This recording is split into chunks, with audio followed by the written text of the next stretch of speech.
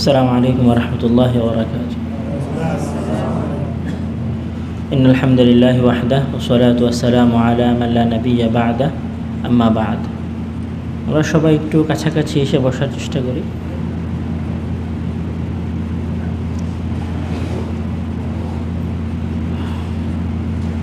দীর্ঘ প্রায় 3 মাস পরে আবারও আল্লাহ তাআলা আমাকে আপনাদের সামনে এসে দ্বীনি কাজে জড়িত হওয়ার তৌফিক দান করেছেন, আলহামদুলিল্লাহ। দুরুদ এবং সালাম বর্ষিত হোক রাসূলের ওপর, সকলেই বলি সাল্লাল্লাহু আলাইহি ওয়াসাল্লাম।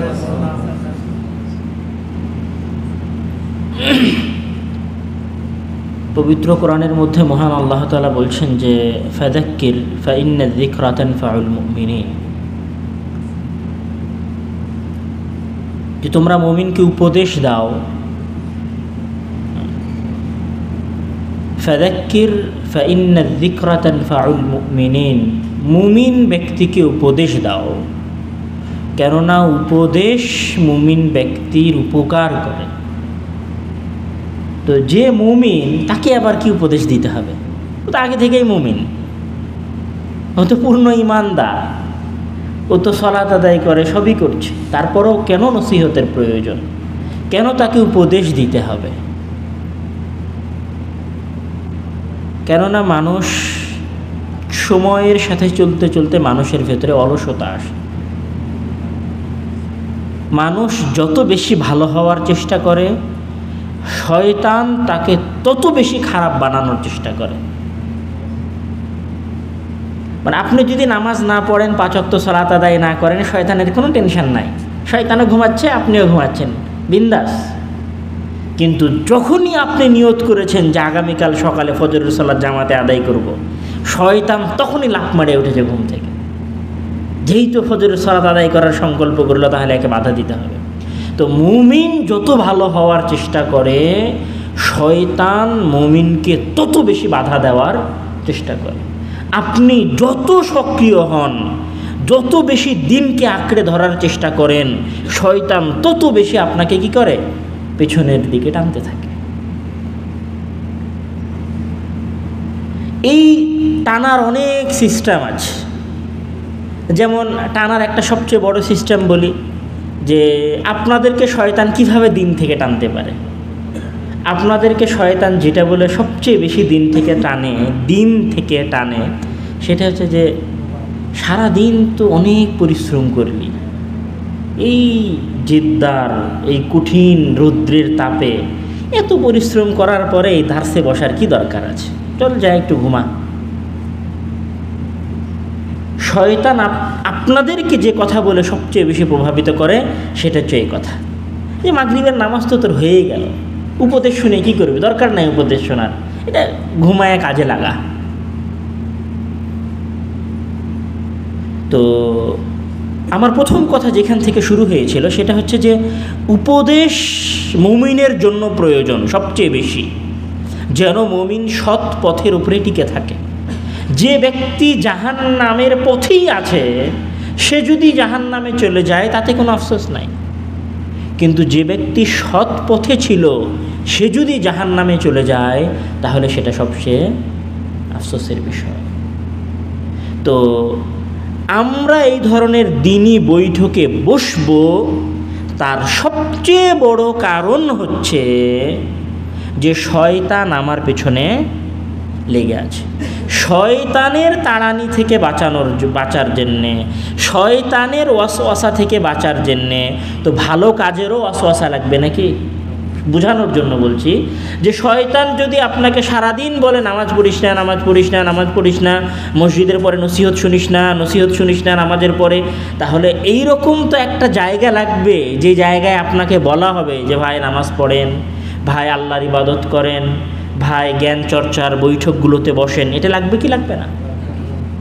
তাহলে শয়তান যেরকম সারাদিন আপনাকে ওয়াসওয়াসা করছে, ওই রকম আপনাদেরও একটা নসিহতের জায়গা প্রয়োজন। তো এইটা হচ্ছে ওই শয়তানের ওয়াসওয়াসা থেকে বাঁচার জায়গা। এটা হচ্ছে প্রথম কথা। দ্বিতীয় কথা হচ্ছে যে আসলে আমি যেইগুলো শিখছি, যেমন এই দার্সগুলো অনেক আগে শুরু হয়েছিল, আল্লাহ তাআলার উপর বিশ্বাস, আল্লাহ তাআলার উপর বিশ্বাস বলতে কি বোঝায়, বিশ্বাস করলে সেটার মাঝে কি আসতে পারে, এই জাতীয় আলোচনা ছিল। তো এখন এই যে জিনিসটা আপনি অর্জন করলেন, এটাতে একটা জ্ঞান, এটাকে বলা হয় শিখা। মানে আমি শিখছি। শিখার সবচেয়ে বড় বৈশিষ্ট্য হচ্ছে শিখাটা আর একজনকে শেখায়। বুঝতে পারেন মনে হয় কথা। আলোর সবচেয়ে বড় বৈশিষ্ট্য হচ্ছে আলো কি করে? আলো দেয়। আপনি আমাকে বলছেন যে ভাই এটা লাইট, ভাই এটা লাইট, আমি বলছি লাইট তো আলো মেরে দেখান। ওইটা ততক্ষণ লাইট নয় যতক্ষণ ওই লাইট কি দেয় না? আলো দেয় না। লাইট যতক্ষণ আলো না দিবে ততক্ষণ সেটা কি? অন্ধকার। তাহলে আলোর সবচেয়ে বড় বৈশিষ্ট্য হচ্ছে আলো তার চারপাশকে দৃশ্যমান করে, আলোকিত করে। বাতির, লাইটের সবচেয়ে বড় বৈশিষ্ট্য হচ্ছে লাইট তার চারপাশকে আলোকিত করে। তো জ্ঞানটা হচ্ছে আলো, জ্ঞানটা হচ্ছে নূর। ওই ইমাম শাফিঈ রাহিমাহুল্লাহর একটা বিখ্যাত উক্তি আছে, উনি বলছিলেন যে আল ইলমু নূরুম মিন ইলাহি, মানে জ্ঞান হচ্ছে আল্লাহ প্রদত্ত একটা আলো। তো এই আলোটা যখন একজন মানুষ নেয় তখন তার চারপাশ কি হয়? আলোকিত হয়। তাহলে আপনি আপনার বাড়িঘরকে আলোকিত করতে চান না? আপনার পরিবারকে আলোকিত করতে চান না? আপনার ছেলেটা যে দিনদার হোক এটা আপনি চান না? আপনার ছেলেটা যে নেশাখোর যেন না হয় এটা আপনি চান না? আপনার স্ত্রীটা যেন 5 ওয়াক্ত নামাজি হয় এটা আপনি চান না? কে চায় না এই পুরো ক্যাম্পাসের মধ্যে যে তার স্ত্রীটা ভালো দিনদার হবে না? সবাই চায়। যদি আপনি আপনার পরিবারের ভালো চান, যদি আপনি আপনার সন্তানের ভালো চান, যদি আপনি আপনার সন্তান চান যে আপনার সন্তানটা দিনমুখী হোক, যদি আপনি চান যে আপনার স্ত্রীটা দিনমুখী হোক, যদি আপনি চান যে আপনার ভাইটা যেন নেশাখোর না হয়, তাহলে আগে আপনাকে কি করতে হবে? আলো অর্জন করতে হবে। নিজেকে আগে বাতিতে পরিণত হতে হবে। আপনি নিজে বাতি হবেন না, নিজে মোমবাতি হবেন না, সারাদিন বাসায় ফোন দিয়ে শুধু বউকে বকাবকি করবেন, ভাইকে বকাবকি করবেন, ছেলেকে বকাবকি করবেন, আর আপনার পরিবার পরিবর্তন হয়ে যাবে? কখনো না। কিন্তু কিচ্ছু লাগবে না, আপনি যদি নিজে জ্ঞান অর্জন করা শুরু করেন, আপনার নিজের ভেতরে যদি জ্ঞান থাকে, তাহলে আপনি দেখবেন অটোমেটিক্যালি আপনার এখানকার যে রুম আছে সে রুমটাও আলোকিত হয়েছে। আপনি দেখবেন আপনার বাসায় গিয়ে যে আপনার বাসাটাও আলোকিত হয়েছে। তো জ্ঞান তখনই জ্ঞান যখন সেইটা তার চারপাশকে আলোকিত করতে পারে। তো আমরা যেই দার্সে বসছি, এই দার্সে বসার দ্বিতীয় সবচেয়ে বড় উপকার হচ্ছে যে আমাদের চারপাশটা কি হবে? আলোকিত হবে। আপনারা এখানে নর্মালি সবার একটা কমন অভিযোগ, যখন আমরা কোনো দিনই দাওয়াতি বৈঠকে বা আর কোনো কিছুতে ডাকি, তখন আপনারা বলেন যে ভাই আমার রুমের ছেলেরা তো নামাজ পড়তে আসে না, কি করব ভাই। এটা আপনাদের নর্মাল অভিযোগ। আসলে আপনাকে আগে জ্ঞান অর্জন করতে হবে। যেই জ্ঞান, ওই লোকটার হৃদয়টা তো অন্ধকারাচ্ছন্ন। খাতামাল্লাহু আলা কুলুবিহিম, আল্লাহ ওই ব্যক্তির হৃদয়ে মোহর মেরে দিয়েছে। এখন ওর হৃদয়ে তো আলো জ্বালাতে হবে। আলো কেমন করে জ্বালাবেন যদি আপনি নিজেই আলো না নিয়ে থাকেন? তাহলে আমাদেরকে আলো নিতে হবে, আলো অর্জন করতে হবে। এই জ্ঞান হচ্ছে আলো। এটা হচ্ছে দ্বিতীয় কথা। তৃতীয় যেই কারণে আমরা এই ধরনের বৈঠকে বসব, সেটা হচ্ছে যে নিজের ব্যক্তিগত উপকার। নিজের অনেক উপকার হতে পারে। নিজের সবচেয়ে বড় উপকার কি?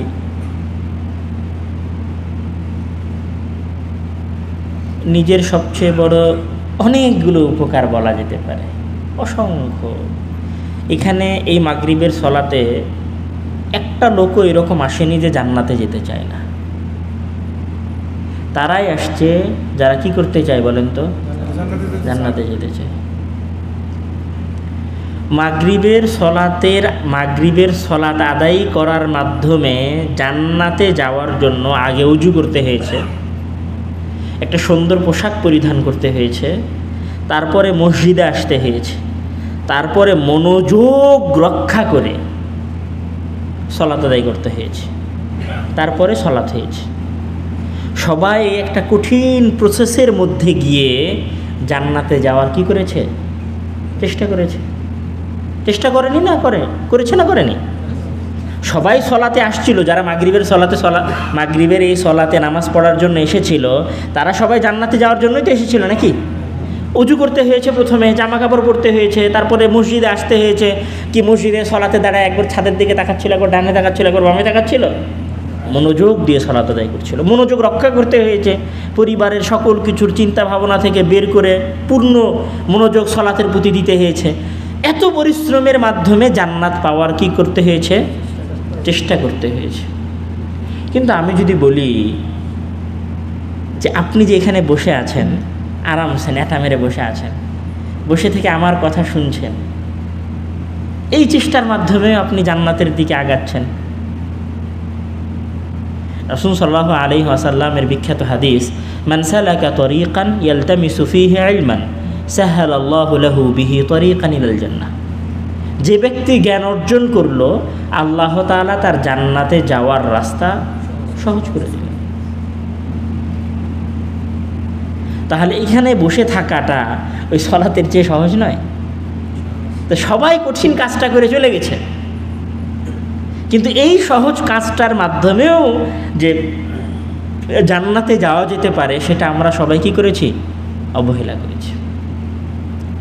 এই যখন দার্সটা শুরু হয়েছে, তখন দার্সের শুরুতে আমরা বলেছি যে আমরা সবাই রাসূল সাল্লাল্লাহু আলাইহি ওয়াসাল্লামের উপর দুরূদ পাঠ করো, তো বলি যে সাল্লাল্লাহু আলাইহি ওয়াসাল্লাম বলিনি, সাল্লাল্লাহু আলাইহি ওয়াসাল্লাম বলিনি। একবার সাল্লাল্লাহু আলাইহি ওয়াসাল্লাম বললে সাল্লাল্লাহু আলাইহি আশারাতান, যে ব্যক্তি একবার রাসূলের উপর দুরূদ পাঠ করে, আল্লাহ তাআলা ওই ব্যক্তির উপরে 10 বার কি করেন? রহমত বর্ষণ করেন। তাহলে এখানে বসে থাকার যদি কোনো ফায়দাই না হয়, আপনি যদি আমার সাল্লাল্লাহু আলাইহি ওয়াসাল্লাম বলার সাথে সাথে সাল্লাল্লাহু আলাইহি ওয়াসাল্লাম বলে থাকেন, তাহলে আল্লাহ 10 বার রহমত বর্ষণ করেনি আপনার উপরে? আচ্ছা, এখন আপনি ভাবছেন যে আব্দুর রহমান ভাই, আল্লাহ তো 10 বার রহমত বর্ষণ করে দিল, সেটা তো আমি দেখতে পেলাম না, এই 10 বার রহমতের ফায়দাটা কি? মানে আপনি তো বলছেন যে 10 বার রহমত বর্ষণ হয়ে গেল। আসলে দেখেন, রহমত মানে এইটা না যে আপনার অনেক টাকা পয়সা। রহমত মানে এটাও যে হয়তো আপনি যদি এই দার্সে না বসে বাসায় গিয়ে কল দিতেন, আপনার স্ত্রী আপনার সামনে কোনো একটা দাবি পেশ করতো যে এই জিনিসটা আমার লাগবে, আগামীকালে এটার ম্যানেজ করতে হবে। আপনি যখন সাল্লাল্লাহু আলাইহি ওয়াসাল্লাম বলেছেন, আল্লাহ তাআলা আপনার স্ত্রীর হৃদয় থেকে এই কথাটা বের করে দিয়েছে। তো আপনি আপনার স্ত্রীর দেওয়া একটা টেনশন থেকে অটো মুক্তি পেয়ে গেলেন, যেটা আপনি জানেন না। এটা কি রহমত নয়? বুঝতে পারেনি মনে হয় আমি কথা। আমার এই কথা কি বুঝেছেন না বুঝেননি? বুঝেননি নাকি? আচ্ছা, রহমতের আরও একটা ধরন হতে পারে, যেমন ধরেন যে আপনার ছেলেটার হালকা হালকা জ্বর, আজকে সকালবেলা কল দিয়ে শুনেছিলেন জ্বর, আপনি এই বৈঠকে বসেছেন, সাল্লাল্লাহু আলাইহি ওয়াসাল্লাম বলেছেন, আপনি আগামীকাল সকালবেলা কল দিয়ে দেখছেন যে আপনার ছেলের জ্বরটা সেরে গেছে, অল্পতেই ভালো হয়ে গেছে। এটাও আল্লাহর রহমত। আপনার স্ত্রীটা আপনার 100 টাকায় সন্তুষ্ট হয়ে আছে, এটাও আল্লাহর রহমত। আপনি দেখেন, আপনার গ্রামের একটা লোকের পরিবার চালাতে 1 লক্ষ টাকা লাগছে, তাও সমস্যা, তাও ছেলের সাথে সমস্যা, স্ত্রীর সাথে সমস্যা। স্ত্রী বলছে এইটা নাই, ছেলে বলছে এসি নষ্ট, বলছে আমার বই কেনা লাগবে, আমার সাইকেল কেনা লাগবে, বাবার মাথা নষ্ট হয়ে যাচ্ছে। অথচ আপনার পরিবারটা মাত্র 20,000 টাকায় চলছে, তার চেয়ে কি খুবই খারাপ চলছে। আপনার বাসায় কি ফ্যান নাই? ফ্যান আছে। আপনার স্ত্রী, পরিবার, পরিজন, সন্তান দিনে 3 দিন খেতে পায় না? পায়। সপ্তাহে 2-1 দিন গোস্ত মাছ খেতে পায় না? পায়। তো তার চেয়ে কি আপনি খুবই খারাপ আছেন? ভালোই আছেন। কিন্তু 20,000 টাকায় আপনার পরিবারে শান্তি আছে, আর ওর 1,00,000 টাকাতেও ওর পরিবারে কি নাই, শান্তি নাই। তো এইটাও আল্লাহর কি রহমত। রহমত মানে অঢেল সম্পদ এটা নয়, বরকত মানে অঢেল সম্পদ এটা নয়।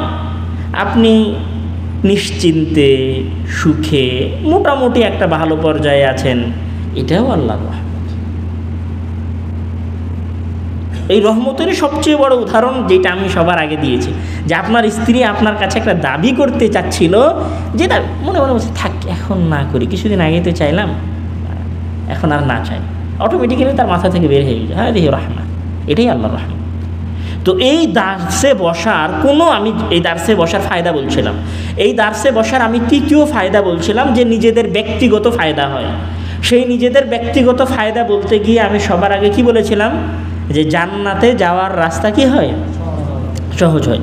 দ্বিতীয় বলেছিলাম যে কোনো ফায়দায় যদি না হয়, তাহলে দার্সের শুরুতে যে আপনি সাল্লাল্লাহু আলাইহি ওয়াসাল্লাম বলেন, সেই সাল্লাল্লাহু আলাইহি ওয়াসাল্লাম বলার কারণে আপনার উপর কি হয়, রহমত হয়। এখন পুরো দার্সে রাসূলের নাম অসংখ্যবার আসবে, সববার আপনি সাল্লাল্লাহু আলাইহি ওয়াসাল্লাম বলছেন, আল্লাহ আপনার উপর কত রহমত দিচ্ছে। আপনি জানেন আল্লাহ আপনার উপর কেমন করে রহমত দিচ্ছে, আমরা কেউ জানি না। তো এই দার্সে বসার ব্যক্তিগত ফায়দাগুলোর সবচেয়ে বড় ফায়দা হচ্ছে জান্নাতে যাওয়া, জান্নাতে যাওয়ার পথ সহজ হওয়া। আপনারা যদি সবাই এইটা মনে করে এই দার্সে আসেন, আধা ঘন্টা এখানে বসে থেকে কথা শুনবো, বেকার, কোনো ফায়দা নাই, এটা ভাবে আসেন না। এটা ভাবে আসলে আমার কথা ভারী মনে হবে, এটা ভাবে আসলে সময়টা 10 মিনিট চলে গেল, 15 মিনিট চলে গেল, 20 মিনিট পার হয়ে গেল, কথা শেষ হয় না, এরকম মনে হবে। আর আপনি যদি এরকম ভাবতে থাকেন যেখানে বসে আছি আমার নেকি হচ্ছে, অটোমেটিক্যালি নেকি হচ্ছে প্রতিটা সেকেন্ড। আচ্ছা আপনারা কি এখানে আপনাদের কারো মনে হচ্ছে নাকি যে আপনারা ডিজে গানের মঞ্চে বসে আছেন? কারো এরকম মনে হচ্ছে নাকি যে আপনারা পাপের মজলিসে বসে আছেন? এখানে মসজিদে বসে আছেন। মসজিদ এই পৃথিবীর সবচেয়ে উত্তম জায়গা, সবচেয়ে উত্তম জায়গায় 10 মিনিট বসে থাকার সৌভাগ্য হচ্ছে, এটাও কি উপকার নয়? তো আমি বলছিলাম যে আমার দার্সকে যদি আপনি মানে এইরকম মনে করেন যে এখানে আসলে সময় অপচয় হচ্ছে, 10 মিনিট 15 মিনিট পার হয়ে গেল, তাহলে আপনার জন্য কষ্ট হবে। আর আপনি যদি মনে করেন যে এখানে 1 মিনিট বসে থাকার মাধ্যমেও আমি আল্লাহর কাছে 1 মিনিটের জন্য জান্নাতটা নিচ্ছি, 10 মিনিট বসে আছে মানে 10 মিনিটের জন্য জান্নাত নিচ্ছি, 20 মিনিট বসে আছে মানে 20 মিনিটের জন্য জান্নাত নিচ্ছি, আধা ঘন্টা বসে আছে মানে আধা ঘন্টার জন্য আমি আল্লাহর কাছ থেকে জান্নাতটা নিচ্ছি, তাহলে এখানে আপনার বসে থাকা কি হবে, সহজ হবে। হ্যাঁ, আমি যদি অহেতুক কথা বলি, অনর্থক কথা বলি, জাস্ট এমনি গল্প করে পার করে দেন আপনারা বসিয়েন না, তাতে কোনো সমস্যা নেই। যেমন আরেকটা হাদিস আছে যে ব্যক্তি জ্ঞান অর্জন করে তার জন্য, আমি আরবি বাক্য শব্দটা ভুলে গেছি, তার জন্য পানির গর্ভে থাকা মাছও ক্ষমা প্রার্থনা করে। একদম বিশুদ্ধ হাদিস। তাহলে আপনি এখানে বসে আছেন, আপনার জন্য কে ক্ষমা প্রার্থনা করছে? মাছ, পশু প্রাণীরাও ক্ষমা প্রার্থনা করছে। বুঝে থাকেন বিন্দাস, বোঝা মনে করিয়েন না, নেকি অর্জনের জায়গা মনে করেন, তাহলে সহজ হবে। চতুর্থ যে ফায়দা এই ধরনের মজলিসে বসার কারণে হতে পারে, সেটা হচ্ছে যে দেখেন, দলিল যদি জাল হয়, জমির দলিল যদি জাল হয়, শয়তান যদি আপনার বিরোধিতা করার জন্য আপনার বন্ধুকে আপনার শত্রু বানাতে পারে, শয়তান যদি আপনার বিরোধিতা করার জন্য আপনার ভাইকে আপনার শত্রু বানাতে পারে, শয়তান যদি বিরোধিতা করার জন্য আপনার স্ত্রীকে আপনার উপরে উল্টে দিতে পারে, তাহলে শয়তান কি জান্নাতে যাওয়ার রাস্তাটাকে গোলমাল পাকাতে পারে না? এমন হয় বোঝাতে পারেনি কথাটা। শয়তান যদি এত কিছু পারে, তো শয়তান জান্নাতে যাওয়ার রাস্তাটায় গোলমাল পাকাতে পারে না? পারে না? তাহলে অবশ্যই শয়তান জান্নাতে যাওয়ার রাস্তার মাঝে কী করে রেখেছে? গোলমাল পাকিয়ে রেখেছে। এই গোলমালের মাঝে সঠিক রাস্তাটা জেনে আমল করে কি করতে হবে? জান্নাতে যেতে হবে। আমার কথা মনে হয় বুঝতে পারেন? এটা হচ্ছে আপনার ফায়দা। যেমন আজকের আলোচনা আমাদের ছিল, যেখানে আলোচনা শেষ হয়ে গেছে, সেখানে হচ্ছে কিয়ামতের মাঠের শাফাআত সম্পর্কে। শাফাআত মানে সুপারিশ করা। শাফাআত মানে কি করা? সুপারিশ করা, মানে কারোর জন্য আল্লাহর কাছে কি করা? সুপারিশ করা। এখন ধরেন আমাদের দেশে আপনি ধরেন জানেন না, শয়তান গোলমাল পাকায় রেখেছে। কি গোলমাল পাকায় রেখেছে? শয়তান বলে দিয়েছে যে নো টেনশন, যা আমল কর, আমল না করলে না কর, সমস্যা নাই। কিয়ামতের দিন আমার বড় পীর সাহেব হুজুর নৌকা নিয়ে হাজির হবে, সবাইকে নৌকাতে করে নিয়ে পুলসিরাত পার হয়ে জান্নাতে দিয়ে আসবে।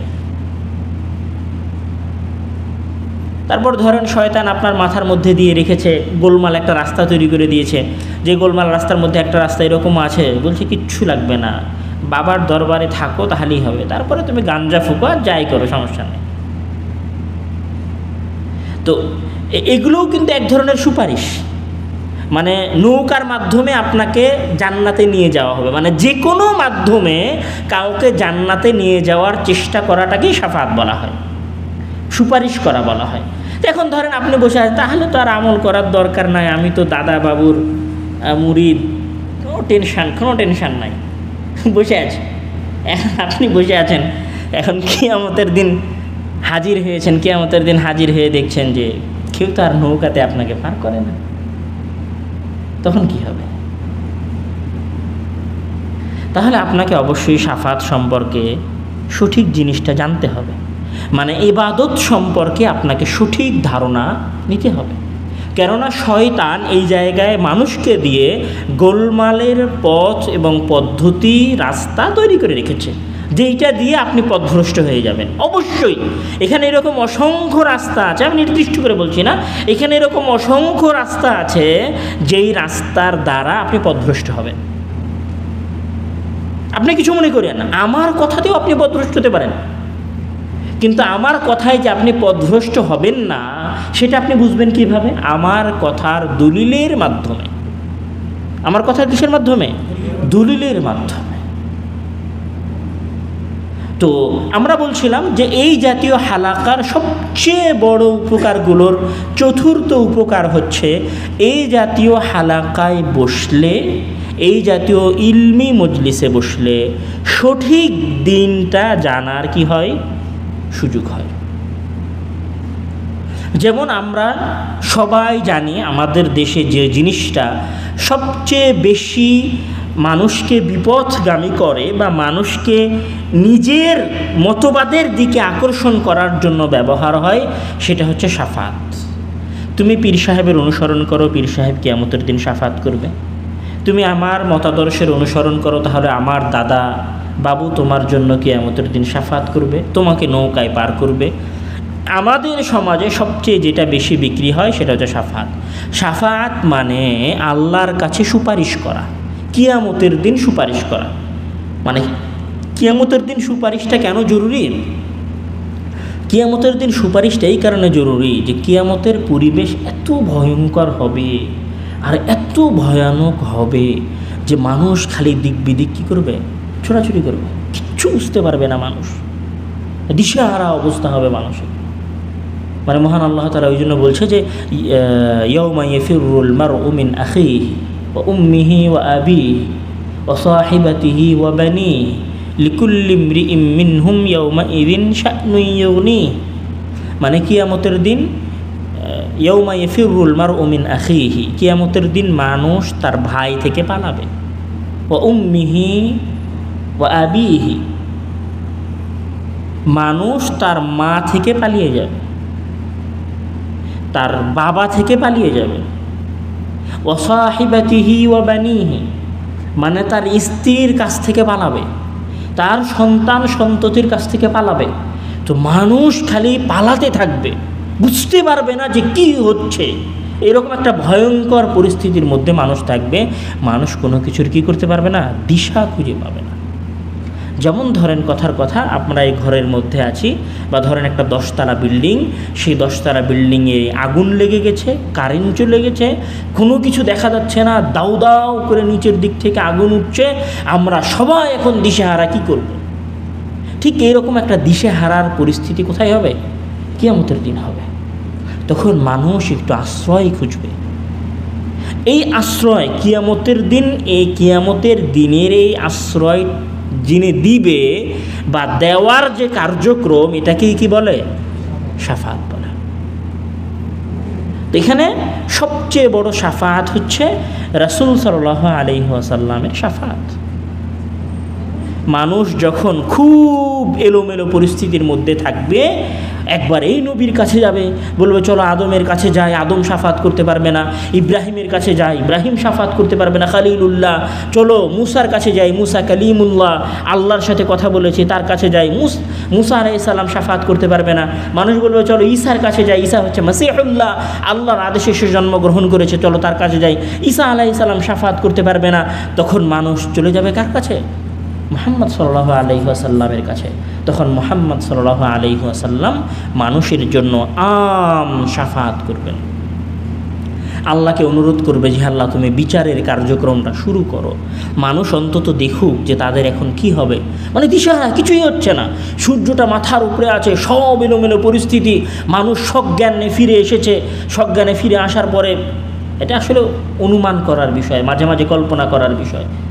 তো এরকম দিশাহারা পরিস্থিতিতে আল্লাহ মুহাম্মদ সাল্লাল্লাহু আলাইহি ওয়াসাল্লাম আল্লাহর কাছে অনুরোধ করবে যে আল্লাহ তুমি মানুষের বিচার কার্যক্রম শুরু করো।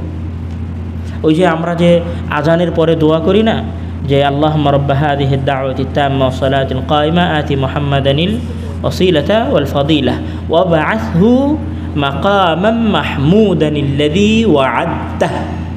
মানে হে আল্লাহ, আপনি তাকে পাঠান, মানে আপনি তাকে মাকাম মাহমুদে হাজির করেন, বা তাকে মাকাম মাহমুদ নামক জায়গাটা দান করেন, ওয়া'আদতাহু, যেটার আপনি ওয়াদা করেছেন।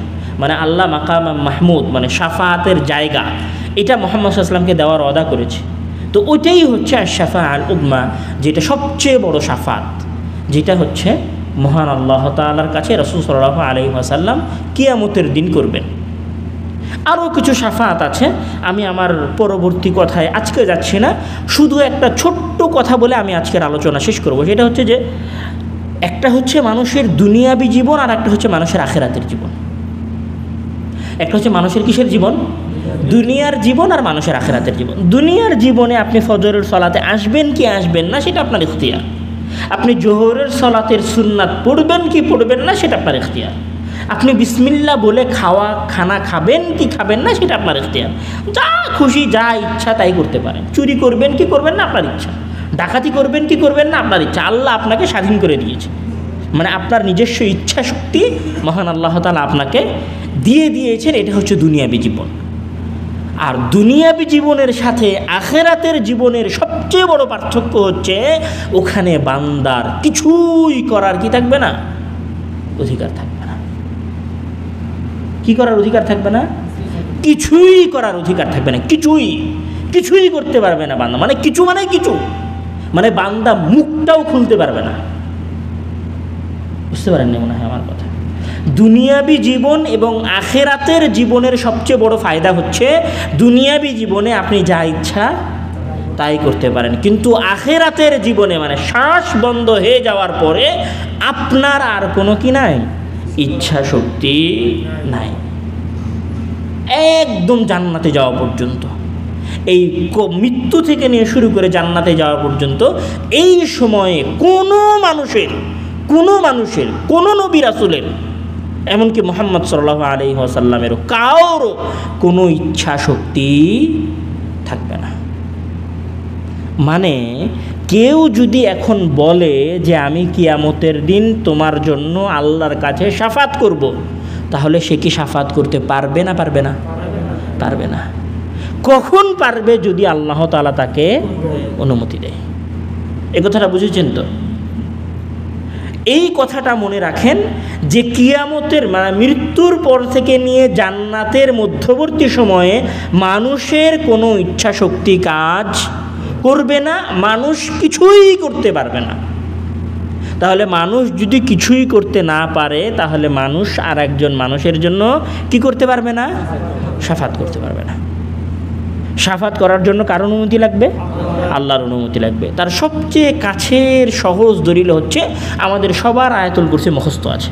আয়াতুল কুরসির মধ্যে আল্লাহু লা ইলাহা ইল্লা হুয়াল হাইয়ুল কাইয়্যুম লা তাখুযুহু সিনাতুন ওয়ালা নাওম লাহু মা ফিস সামাওয়াতি ওয়া মা ফিল আরদি মা যাল্লাযী ইয়াশফা'ু ইনদাহু ইল্লা বিইذনিহি।